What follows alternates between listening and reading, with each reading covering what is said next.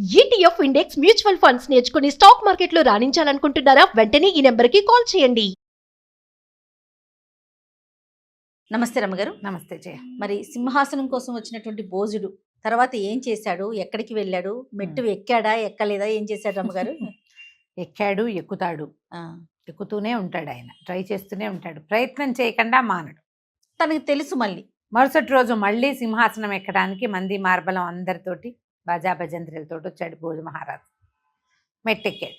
మెట్టెక్కితే 6వ ప్రతిమ నవ్వింది చప్పట్లు కొడుతూ. నా సోదరిమణులందరూ నీకు ఎన్ని విషయాలు చెప్పారు.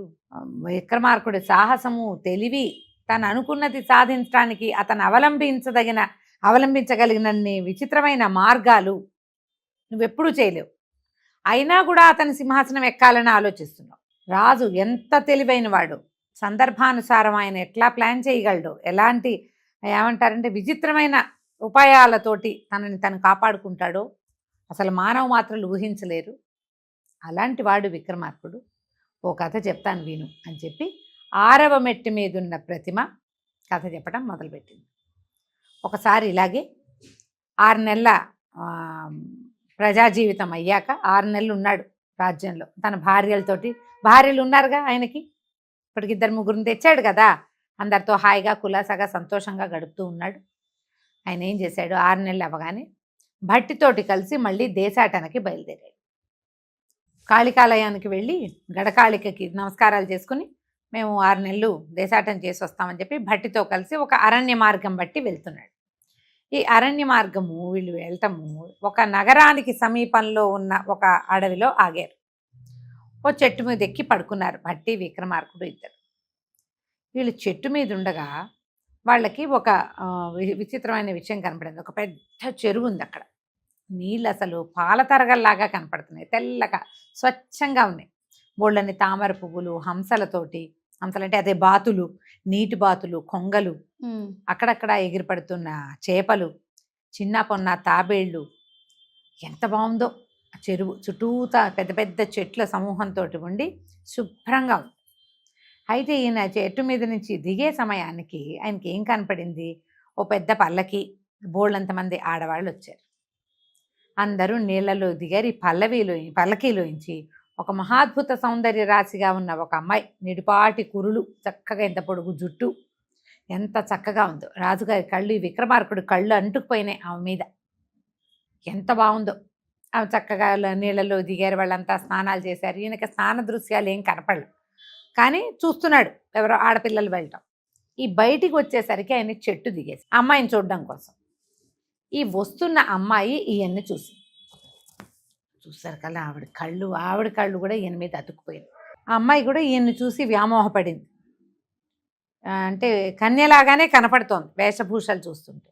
ఈ ఆడవాళ్ళంతా ఆమెతో ఉన్న చిలకత్తలు వెళ్దాం అంటుంటే ఈవిడ అటు ఇటు తిరిగి తాత్సారం చేస్తూ ఏం చేసింది, ఈవిడ చక్కగా జుట్టు అంది ఆర్పి మళ్ళీ కొత్తగా జడేశారు, సంపెంగ పువ్వులు అవి పెట్టారు. ఆ అమ్మాయి ఆ సంపెంగ పువ్వు చూసి ఇట్లా గుండెల మీద పెట్టుకుంది కాసేపు. తర్వాత దాన్ని పాదాల దగ్గర పెట్టింది. ఆ తర్వాత ఏం చేసింది, ఒక మట్టిని ఇట్లా దగ్గరికి లాగి దాని మీద అక్కడ ఏవో పెంకు ముక్కలు కనిపిస్తే పెంకుని బోర్లించి జుట్టు ఇట్లా దువ్వేరుగా ఆ జుట్టులోంచి ఇట్లా లాగి ఇంత జుట్టుని ఇట్లా జుట్టి ఆ పెంకు మీద పెట్టి ఆ విక్రమార్కుడి వైపు చూసి ఇలా వేలు చూపించి వెళ్ళిపోయింది. భట్టి మంచి నిద్రలో ఉన్నాడు. విక్రమార్కుడు గబగబా లేపేశాడు భట్టిని. లే ఇదేదో ముఖ్యమైన విషయం ఒకటి చెప్పాలి నీకని చెప్పి, ఇప్పుడు ఒక సౌందర్యవతి అయిన అమ్మాయి ఇచ్చింది, ఎంతో బాగుంది, ఆమెతో వివాహం కావాలి నాకు అన్నాడు. భట్టి అన్నాడు, ఇట్లా దారిలో కనపడిన వాళ్ళందరినీ పెళ్ళిళ్ళు చేసుకుంటే ఎట్లా, ఆమె ఏమిటో మనకు తెలీదు, కష్టం ప్రభు అన్నాడు.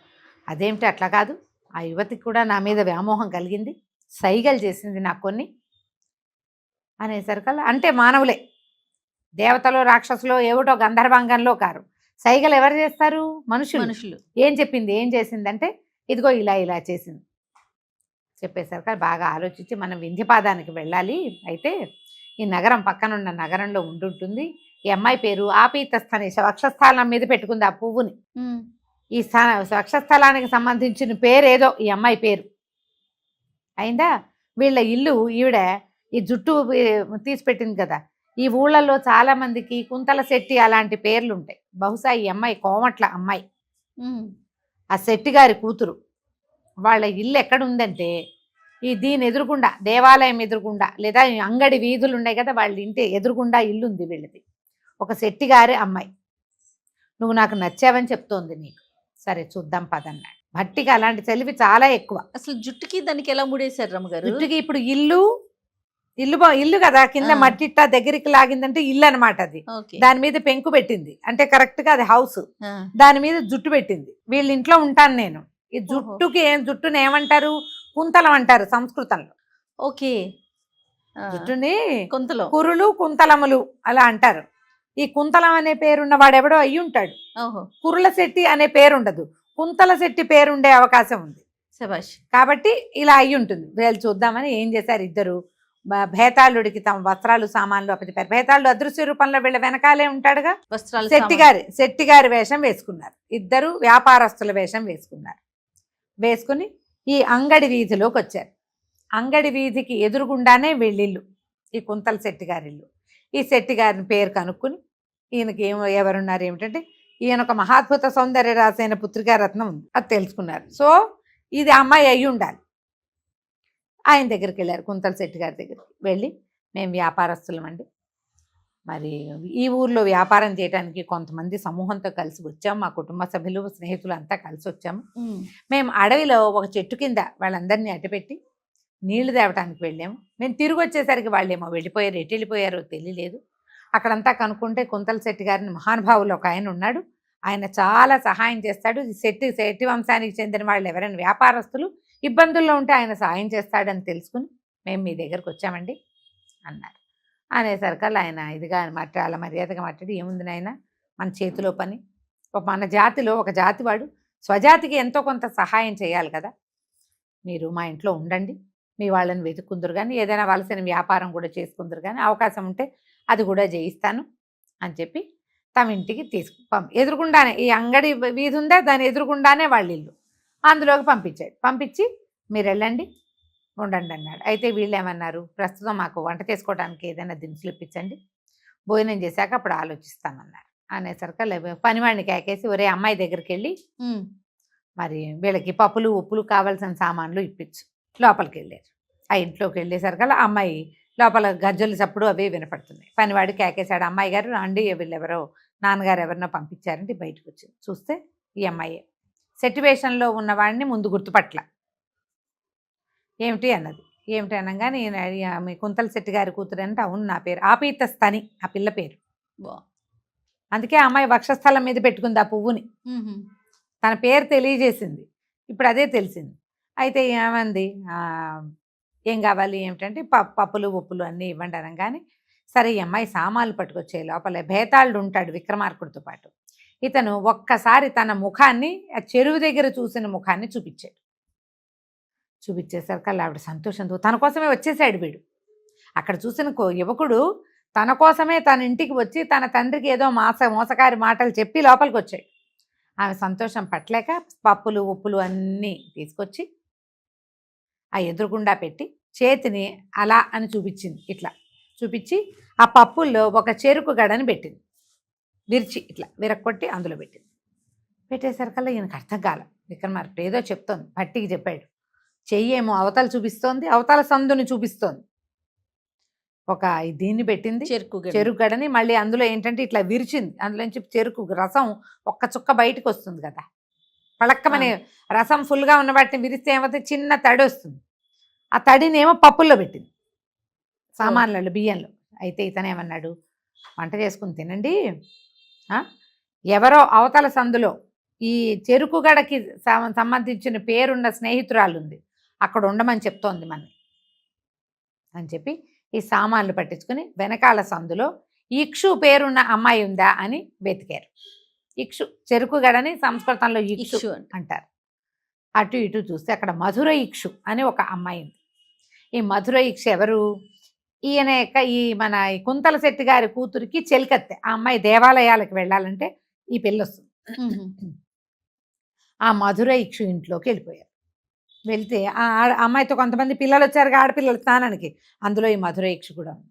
ఆ అమ్మాయి ఇతన్ని గుర్తుపట్టేసింది. ఓహో ఈయన వచ్చాడు సమయానికి అనుకుని లోపల తీసుకుపోయింది.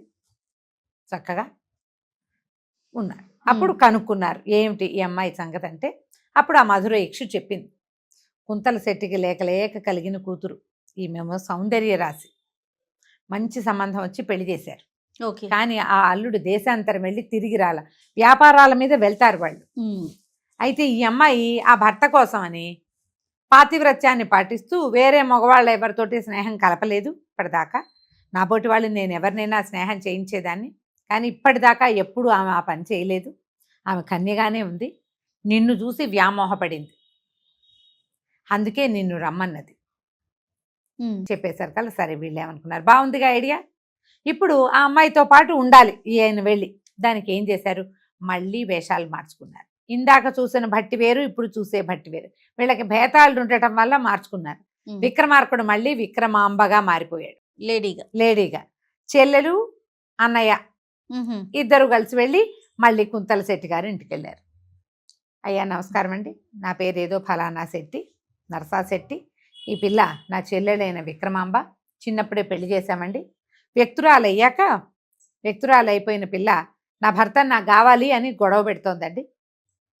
అతన్ని వెతకడానికి బయలుదేరాను. చాలా ఊళ్ళు వెంబడి పెట్టుకునే తిరిగా. ఇంకా ఎన్నాళ్ళు ఈ వయసు వచ్చిన పిల్లని వెంట పెట్టుకు తిరుగుతా, పిల్లేమో అందగత్తి అయిపోయింది.